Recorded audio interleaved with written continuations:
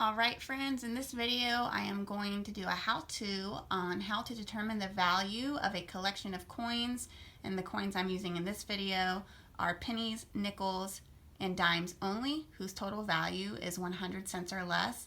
This aligns almost exactly to SOL 1.8. I do teach in Virginia Beach, and so this is a Virginia Beach Objective MA131. The difference between the SOL and the VBO is that in Virginia Beach, we do have students get the value of mixed groups, meaning pennies, nickels, and dimes together, and the SOL only has them doing like coins.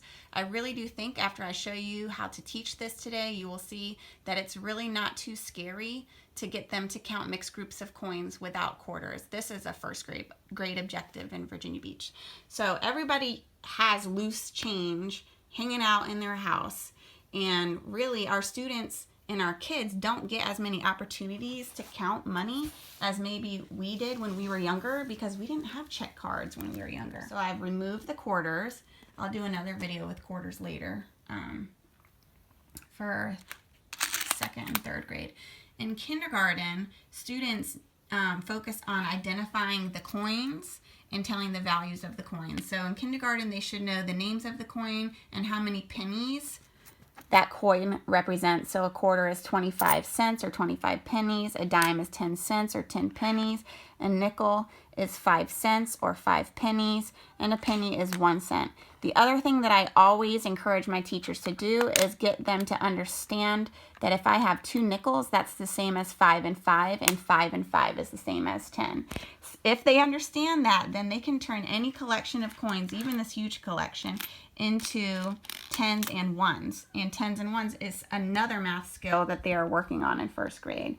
So I was working with my son on this earlier in the week, and I had him create a pattern to make a set first. So I was like, all right, Kai, use your coins, and I want you to make me an ABC pattern with these coins. So Kai would create something like this, like A. If that dime is my A, my nickel can be my B, and a penny would be my C. And then I'm just going to continue that pattern. So you don't have to do the pattern part, but you can just scoop out a bunch of coins and have them do the value. I've also had it where I have like a ladle, and kids can scoop out a scoop of coins and then tell the value of those coins, or put their hand in a bag and grab as many coins as they can and tell the value of those coins in their hand. Different ways that you can turn it into a game and make it fun. So let's just say we created an ABC pattern here, and now I want to count the value of these coins.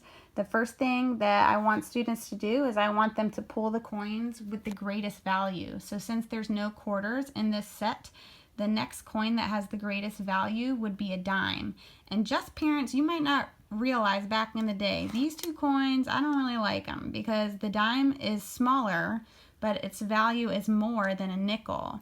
And so students often mix up the value of the dime and the nickel because they know the quarter is the biggest, it has the most. These are two coins that they mix up a lot.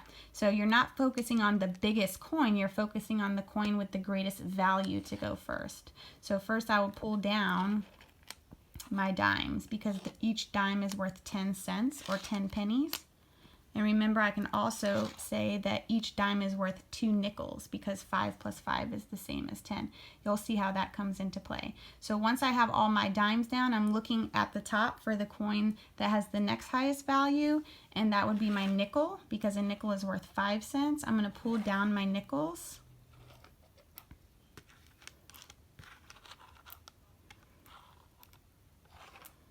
After I've got my nickels down, I'm going to look at my coins that are left, and the only coins that are left are my pennies. I'm going to pull my pennies down last.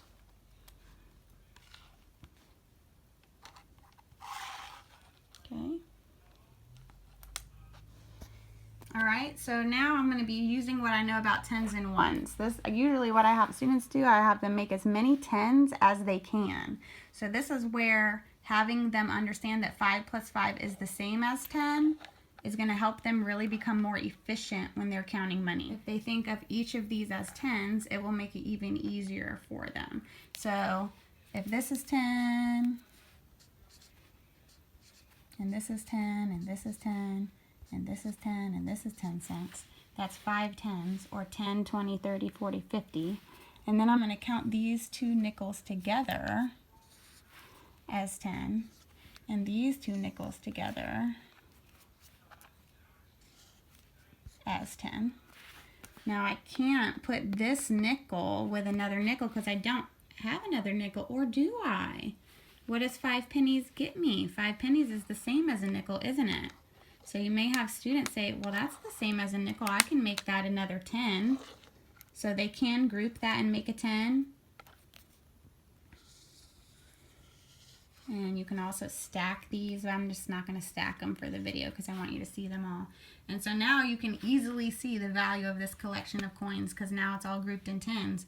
10, 20, 30, 40, 50, 60, 70, 80. It also would be okay if, say, they didn't see that, oh, I can make another 10 with that last group of coins. If they had just had that nickel.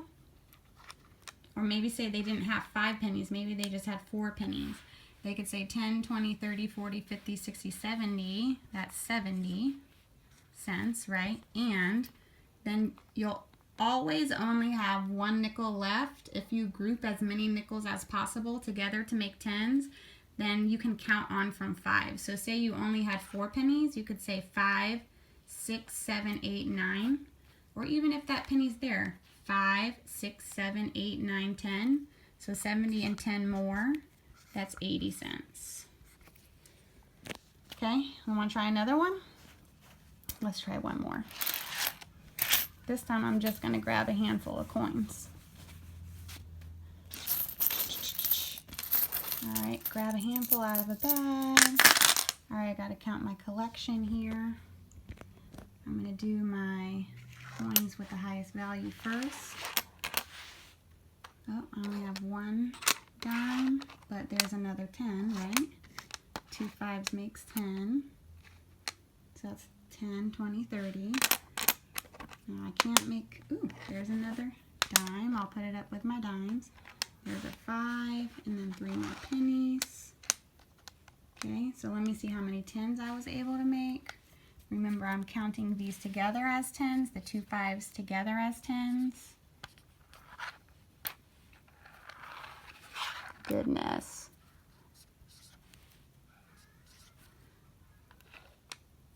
And then this is 5, 1, 1, 1. Okay, so now I'm thinking 10s and 1s, right? 10, 20, 30, 40. 5, 6, 7, 8. 40 and 8 makes 48 cents. Or you might have students that want to count on 10, 20, 30, 40, 45, 46, 47, 48. Also fine. So as you can see, understanding the value of the coins and understanding how you can make as many 10s as possible can make counting any group of coins, pennies, nickels, and dimes, even if you have all of them together, it makes it pretty easy as long as you understand 10s and 1s. Thanks for tuning in.